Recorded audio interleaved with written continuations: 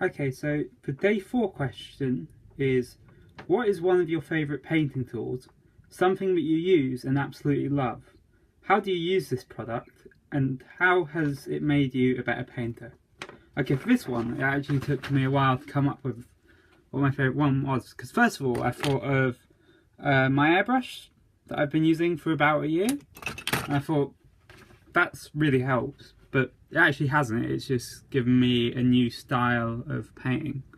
And then what was actually close to being my favourite was these Games and Gears paint brushes, which they're really good as well because the paintbrush goes into a handle, so they're easy to transport. So if I'm going to paint at a friend's or a gaming store, then they're easy to bring down, and it's just nice to have good brushes with us. So what we've actually chosen to be our favourite, which is I think actually what helps the most, is I think within the scope of the choice, which is my Citadel painting palette pad, which when it came out I was like, I actually like having painting palette, and I still do, and I don't know why I want a paper pad. But what I actually use it for is when I'm doing a colour scheme, which I don't have one for this guy yet because I'm answering the question before I've done my painting, but hopefully by the end of my painting session I'll have one for him, and if I remember and have one, then I'll add it to the next bit of video. So what I do is when I'm painting a model, like I note down all the paints I'm using and the mixes I'm using, and then when I come to paint the next one, or the rest of them, I have a paint mix. So this one is for this guy who's not part of my painting challenge, he just lives on my desk, who's a little bolt action paratrooper. And so just by having the reference, it means that I can paint my models consistently and not have to worry as much about remembering blends a week or so later or longer, which means that I can really focus on my painting, which helps me improve. And then this is just another example, which is for my Emperor's Children. So yeah, so that is my favourite painting tool that I use, and really it helps me because it means that I can actually focus on my painting rather than on trying to make my colours consistent. And again, it means that I have a better product. So I'm painting a whole unit, then I can try and paint them in the same scheme rather than having what I often has an issue, which is I'll come back to painting something in a month and I'll paint the next one and it will look nothing like the rest of the unit or the rest of the faction. Anyway, so that is my answer to the day 4 question.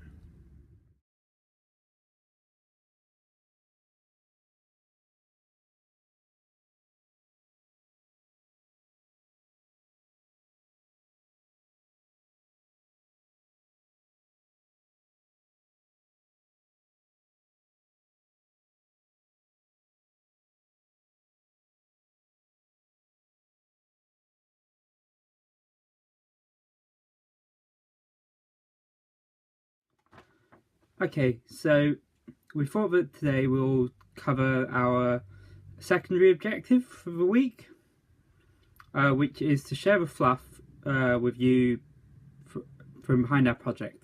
So the first question is, why did I choose this project? I chose this project because it was on my desk. It was on my desk already, and I was just starting it. And as I mentioned in my first video, I only found out a challenge on the day, and so I thought, hey, we'll do this challenge, and I've got a project. The project as a whole is just a 500-point army because I find that that's like a good basic size to try a force to see if you like it. And I tend to prefer small point games, so I tend to try and build small point forces where you can either have no specialisation or choose one specialisation, rather than when you get to larger forces where you need to cover all bases because everyone has all bases covered. Okay, so that's why I chose this project, just because it was size force that I wanted to try out. And yeah, so then the next bit is is it the start of a new or an addition to an existing army?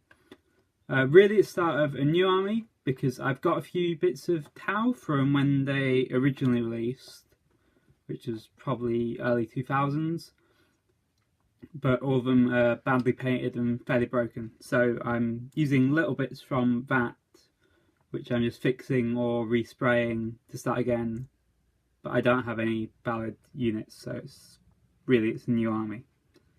It's not a brand new game for me. I've been playing Warhammer 40,000 for a while. It's a faction I've never played, but yeah, it's not a new army. The reason why I chose it was really it was because I wanted to try this brown and grey colour scheme, because I was started to paint these Tyranids, and I was using the brown. I was using the colours with the brown and grey that are on the Tau as the initial colours. I was using brown to start building up the colour to put the yellow on. And I actually liked the brown and grey as a colour scheme more than the yellow and grey, which is like the end colour scheme for this guy when he's finished. And so I didn't want to change the colour scheme of the Tyranid faction, because I'd already pre-decided it and it fits in with their fluff that I'm using with them.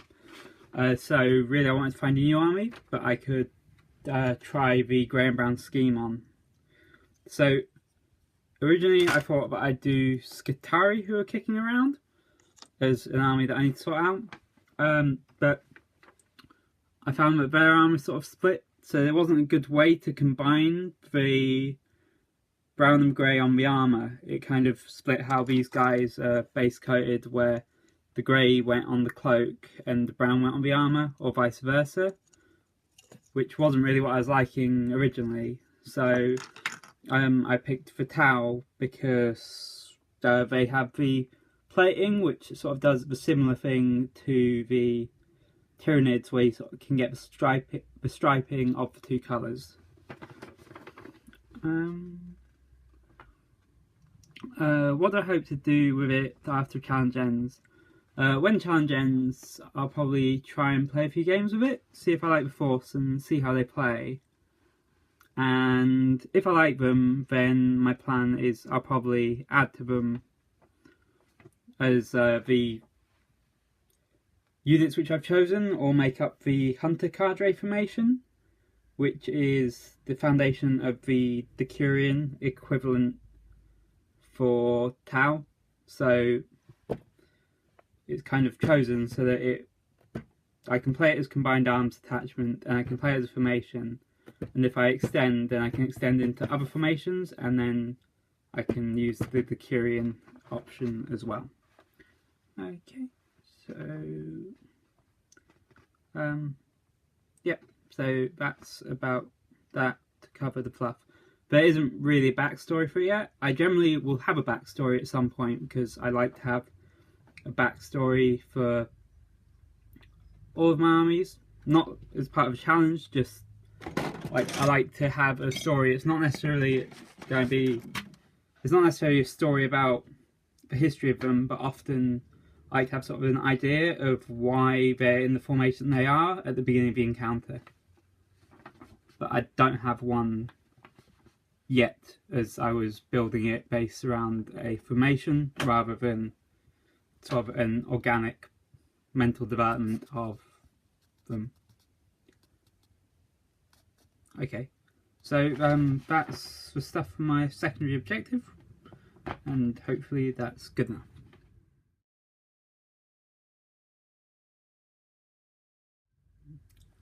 Okay, so the day 4 painting update is I've just got the base colours added to this guy, who is sort of my model that I'm painting up first as like my sample model to base my other units off. I actually need to add more base colours to his backpack. It's fallen by the wayside in the standard. I don't like the backpack much, so it's not a good reason, but it's why it's not painted, as I think I was just trying to mentally ignore it and pretend it wasn't there. and then got to the end and went, oh, that's still black. So that should be alright, because my main plan with that is to paint up in a blend of whatever, a 50-50 blend of the colours, whatever colours I'm using as the armour layer. So at the moment it's Steel Legion Drab and Admech Standard Grey. Also, as I mentioned in my favourite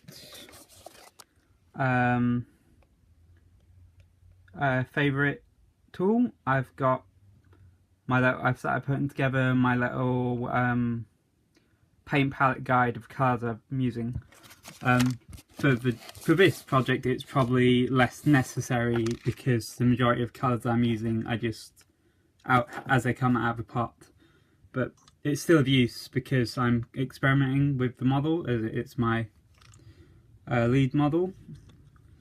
So yeah, it's good to have a look and see, and if I don't like a colour I can see my progress and I can kind of go back one and figure out what to change.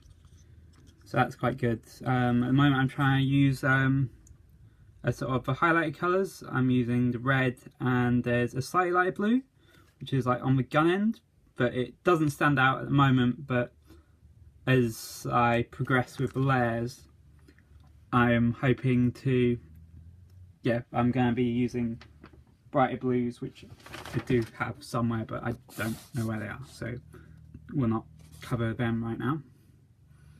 Okay, so that's my update so far. Today I've just been painting him up. If I get any more painted on him, which I might, he was just having a little dry out, then I'll put another little update snippet on the video. Yeah. The only thing I'm not sure about is the skin colour on his feet currently. It's very pale, which isn't necessarily the colour I'm going to use. It was just, I needed a base colour for it, and I just went with something lightish to get past the black to make it easier to enhance later. Okay, so that's our update so far. Thanks. Okay, so this is the last part of my day 4 update. I've added the layer colours to my test model. The backpack's still lagging a little bit behind, but we'll get that caught up later on or at the end.